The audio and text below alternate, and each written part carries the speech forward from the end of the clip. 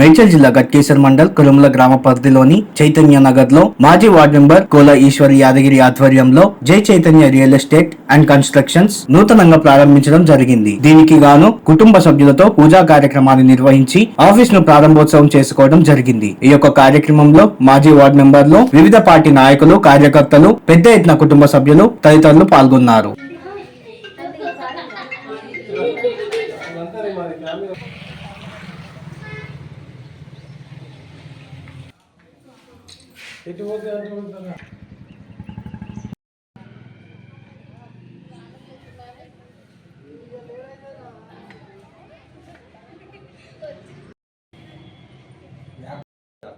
వస్తా